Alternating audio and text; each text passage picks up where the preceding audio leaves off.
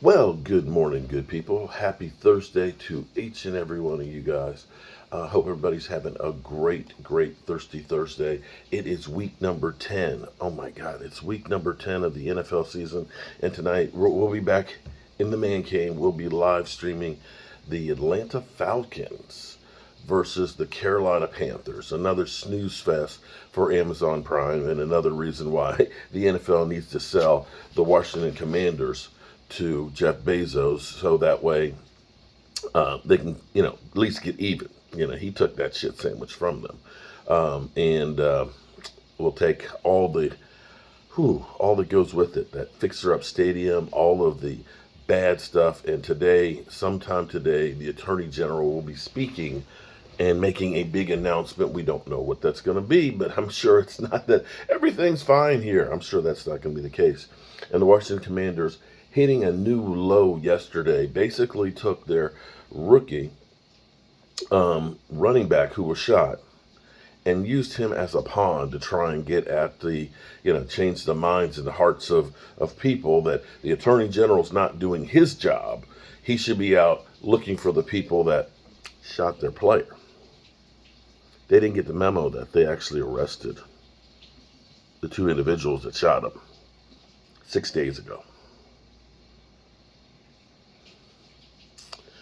Anyway, this weekend,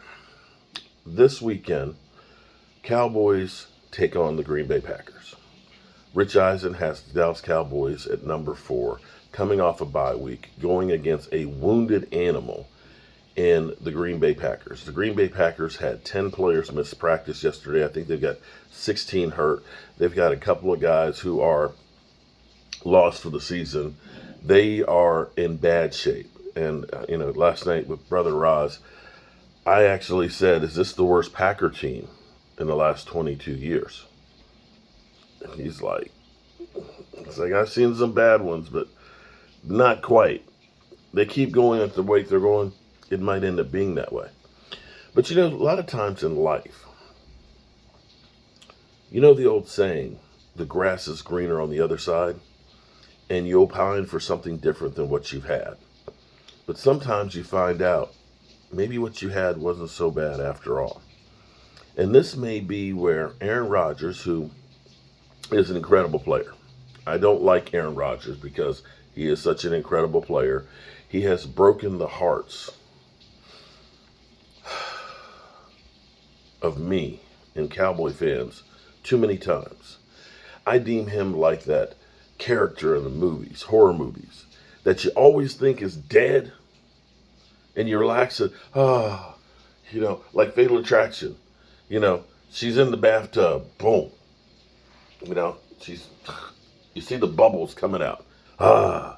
We can relax now, honey. She dead. And just then, she comes out with the knife. That's Aaron Rodgers. Every time you think you got him beat, he comes out of the water with the knife and kills you. That's why I don't like Aaron Rodgers. He's hurt me too many times. But you can see Aaron Rodgers now, who was instrumental in getting Mike McCarthy fired, is feeling a more introspective of the relationship that he has, because it doesn't seem to be going so well with his new love, Matt LaFleur. Let me get a couple of excerpts from what he said. I think it's normal to be able to think about things you really loved about that relationship. Oh, wait a minute, that's not the first one. This is, okay, wait a minute. Sorry. Get the first one here.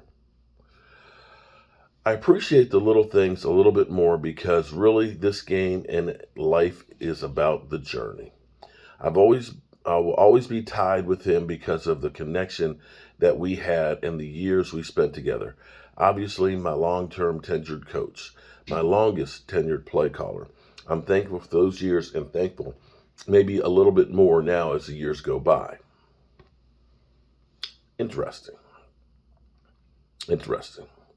See, you have to understand the problem between Mike McCarthy and Aaron Rodgers started before Aaron Rodgers became an NFL football player. Because Mike McCarthy was the offensive coordinator with 49ers. And when the draft was coming around, the 49ers thought that Alex Smith should have been the number one pick. Mike McCarthy is the one that was vocal about that. Aaron Rodgers wanted to be, being a California guy, wanted to be that guy to stay in California and to be the number one pick. Instead, Aaron Rodgers fell to Green Bay somewhere there in the 20s and ended up being behind Brett Favre for several years before he got a chance to play. Then when Mike McCarthy became the head coach, he never really let that go. Yeah, they won the Super Bowl. They were a great team and things like that. But Aaron Rodgers still had that, I just don't like you. And when the team got old and wasn't playing the same way, he, of course, was like, I want this guy out of here. So that relationship was bad. So everybody got on the Aaron Rodgers bandwagon. Mike McCarthy is terrible. How is it you got Aaron Rodgers and you can't win the Super Bowl, only won one Super Bowl? It's Mike McCarthy is the bad guy. And it was Aaron Rodgers throwing Mike McCarthy under the bus. Well, as you go a little further, I think it's normal to be able to think about things that you really love about a relationship, that style or that program, and just contemplate on how special some of those moments are, how the journey is really most important thing and the ups and downs. I'm thankful for incredible moments, the highs we had, and there are many of them, and even the low moments too, because it gives perspective on life. Life is not all about the beautiful ups. It's the ups and downs and the lessons most lessons are in. So that's kind of poetic now. Now, at retrospective, it may be seeing the team now going through a 5-game lose streak when you said this guy is the problem. Maybe now you're looking at it saying, maybe it wasn't just that. Hang on here, guys. I've got 3 screens that are up. Of course, I'm just getting up and getting ready to get to work so I can get on the road. 12 minutes ago, Jimmy Johnson was on 105 The Fan on the Cowboys Ring of Honor. I'd be honored. The Cowboys are the biggest part of my life, so I take great pride in that. Jerry told me about a half dozen times he's going to do it, but I have no control over that. That's up to Jerry. And see, this is one of those situations that really bothers me.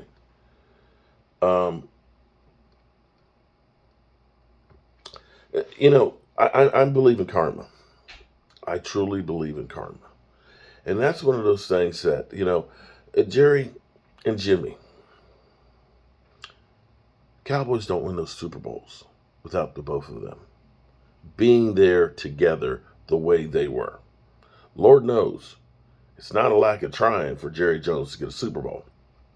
And he has not done it without the team that him and Jimmy built. And at some point, you need to go ahead, especially before you have that calling at the pearly gates or wherever it is. You got to answer for everything that you've done in life. And that grudge, that needs to stop. That needs to definitely go. So with the Cowboys being this team that they look at and say, one of the 5th best team, or the 4th best team in the NFL, going against a wounded animal, you need to do the mercy kill and put them out of their misery. This should be a steamroller. But here's the thing. It's the NFL. There's no such thing. I want to go to Rich Eisen and listen to his power rankings. I always love Rich Eisen. Rich Eisen is the real deal. I love his show. There's one last big piece that's sitting out there. I'm sorry, NFL Odell. That can change a fortune right now. And that is Odell Beckham Jr. He's sitting out there. According to reports, he's going to be cleared medically to return this weekend. And just like last year, he said, I'm going to the Los Angeles Rams, and if he didn't blow out his knee, in the Super Bowl. I think he was on track to be the MVP of that game. And he was so terrific. And it changed the fortunes of the Rams in that game for a good half. I mean, don't forget, it was that final drive of the Rams that did change the game and everybody's fortunes, to use that phrase again. So who is Odell going to choose this time? Well, there's somebody who's raising his hand, saying, what about us? What about Others us? are doing it. They're doing it. But only one already has a bust in Canton, Ohio, and is the proprietor of a franchise known as America's Team. That's Jerry Jones. Odell is someone that we have all the appreciation in the world for what he is as a competitor.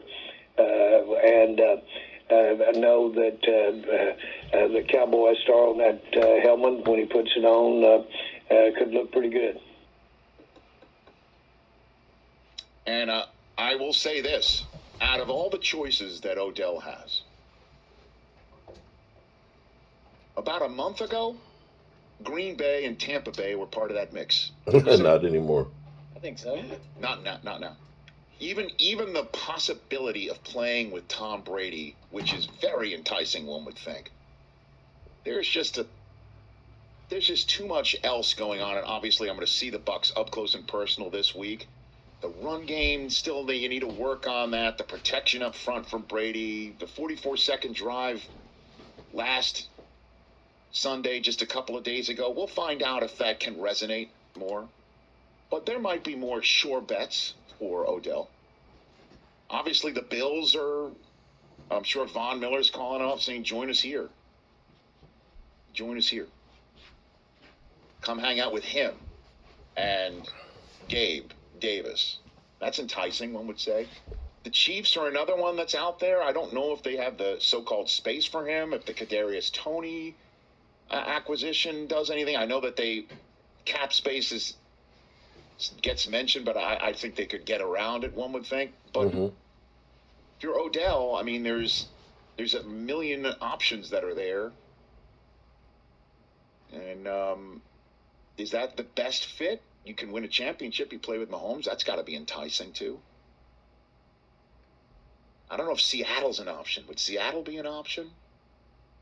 The 49ers, would that be an option? You want to join them, too? And that would put him over the top, one would think. Is that a possibility? I don't know.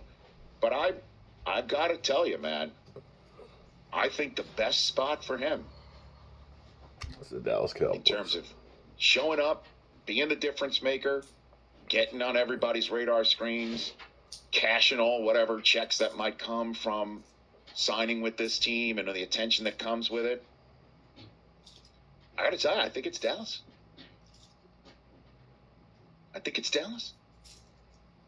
Because you're coming in to Lamb and Gallup, and you would be the guy, but not really have to be the guy. Kind of like last year, too. I don't know. Obviously, I think Kupp is more accomplished than the other receivers that Dallas has. Yeah. Except he should have got his ass out of bounds. I kind of dig Cost that. him the game last week. The star on the side of the helmet. You're back in the NFC East. You're not joining a team that's at the very top of the division. You could then get in there and change it and be part of the Dallas Cowboys lore forever. Yeah, that's enticing, and we'll see if anything happens from there. I've got to get over here and get working so I can get back to the man cave this evening. We're definitely going to be listening out for what happens with the Washington Commanders, with the AG coming up and them hitting the new low of literally using tragedy of their running back to try and help their position. As always, I appreciate each and every one of you guys. Peace.